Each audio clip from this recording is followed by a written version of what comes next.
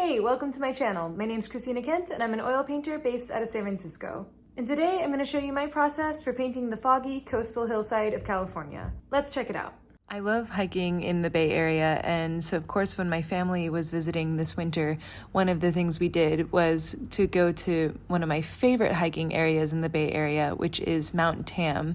It's just north of San Francisco, and it has just some really beautiful views. It's right along the ocean, but then you can kind of go uphill and hike through the hillsides and get both a view of hills and also forest.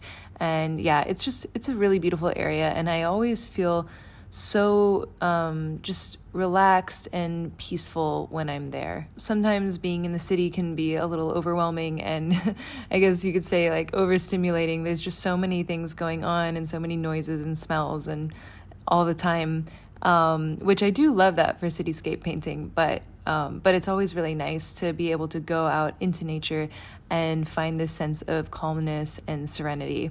And on this day when we went hiking there, it was particularly nice because most of the mountain was covered in fog. And so the fog kind of, I noticed it lent this just beautiful dreamlike feeling to the landscape that I really enjoyed. And it really contributed to this feeling of peace, of calmness, of kind of just floating in space that was really relaxing. So I took a bunch of reference photos. I didn't have my paints with me at the time, but I did have my phone, and so I could take some reference photos. And I really tried to remember, so not only did I take photos, but I also tried to remember the way that the landscape made me feel when I was hiking there, so that when I did get home back to the studio, then I could try to communicate those feelings on the canvas. And that's one of the things I love about landscape painting. I think because the landscape, you don't have to adhere to really strict proportions like you have to if you're doing, say, the face or the figure and you want it to look naturalistic, which is usually what I try to do. But with the landscape, you get a lot of flexibility. If you don't like where a particular tree is placed or the slope of a mountain, you can make changes to these things as they suit the image. So I like the freedom that landscape painting allows. And also it has this, you can just find these beautiful organic shapes in the landscape that you can't find anywhere else. And something about those shapes is just really, I think, can be so emotionally evocative, and I think it can be really powerful in a painting. And I think with this painting, the gently sloping hillsides that were kind of disappearing into the fog in the distance, the layers of hillsides that I observed, plus the fog that was creeping in, all kind of came together to give the painting and give the image a really tranquil, peaceful, and just a quiet feeling that's hard to describe, but was really, really appealing to me. And another thing that I really like about the fog is that it gives a sense of ambiguity or mystery to the painting. And I've been thinking a lot about this concept of ambiguity in art recently. I think when I started painting, I was a lot more focused on trying to make a painting that looked like the subject. And I guess I was so focused on building my skill as a painter, building up the craft of painting, the ability to depict things and to create an illusion in, I guess, a classical painting sense, that that seemed to be my main goal. If you could look at my painting and recognize what it was I was painting, I felt like it was a success. But as I've grown as a painter and as my career has developed, I've been more interested in the other aspects of painting, like the emotional aspects or things besides trying to simply depict a form. And I heard in this interview with the artist Shiraze Hushiari, and what she said in the interview was that there's a difference between art and advertising. With advertising or illustration, the goal of the work is to communicate an idea, to tell you what is there. But when it comes to art, which I'm not to say that advertising and illustration are not art, but just to use a different term, what she said was art, it instead poses a question. It has this ambiguity to it where it's not really obvious what it's trying to say. And I think I really like that in painting. And more I've been attracted to this idea of ambiguity in painting, because I think when the paintings are ambiguous, when it's not totally clear what's being shown, it gives the painting a sort of openness where there's room for discovery as the viewer. It's not like you can figure it out in a moment and then you're done with it. But instead, it raises these questions. It raises this curiosity that sticks with you.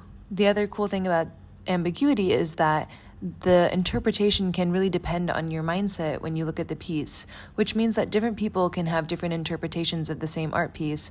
And it also means that you can go back and look at the same piece again and again and come back from it with different feelings or different insights, because, of course, we are not the same people over time. So every time we look at the art piece, our mindset will be slightly different, and that leaves room for new discoveries to be made. And I think this idea is one of the things that really drew me to painting the fog in this landscape. When it's a bright sunny day, you can see everything so clearly that it almost becomes, it can become boring in a sense, when everything is just clearly laid out and obvious, versus when there's fog, it creates this mystery and this ambiguity that I think really piques my curiosity and draws me in. So although my background is in trying to depict the natural world and trying to show you what I'm seeing in the world, I also tried to hold on to this idea of ambiguity and push that a little bit more in this piece. So I did that by bringing in the fog and breaking up the edges between the fog itself and the mountains in the distance. So in some cases, I didn't want it to be clear where the mountains ended and where the fog began, or where one mountain ended and another mountain began. And also in depicting the trees, I didn't want them to have too obvious of a tree shape. I kind of wanted to break up that shape a little bit so that it wasn't exactly clear what you were looking at. And this can be really tricky when we're painting the landscape, because if you've seen, Bob Ross, which I love Bob Ross, but, if you've seen Bob Ross or other landscape painters, sometimes they use symbols to communicate shapes in the landscape. So trees will be drawn a particular way, and I could have easily, put in some spiky trees that would communicate the idea of tree, but I didn't want it to be so obvious. So I wanted to play around more with the shapes of the trees and see how different shapes would elicit different ideas. I also find I really like the idea of painting what a dream looks like, or painting what a memory looks like, because we can never really grasp that in our minds. And I think it's cool when we can sort of communicate that feeling of painting, where it's not like you're seeing the landscape, but instead you're seeing a memory of the landscape. And I wanted the painting to be imbued with the same feelings, the same emotions that a memory would trigger. Because if it was just about depicting the landscape as it was, I could just print out the photo. The beauty of painting is that it allows me to say something more. And that's also a reason why I use the palette knife in this painting in addition to the brush. I'm really comfortable with painting with a brush, and I know how to depict form with the brush, but I'm a lot less comfortable with using the palette knife. And so the palette knife, it's really nice in that it gives me these marks on the canvas that I'm not expecting. And like, for example, I used it in the clouds, and it creates marks that are sort of reminiscent of clouds, but not quite clouds. And I like being in that sort of in-between space. So in the end, here's how the painting turned out. I think I struck a nice balance between abstraction and realism with this one.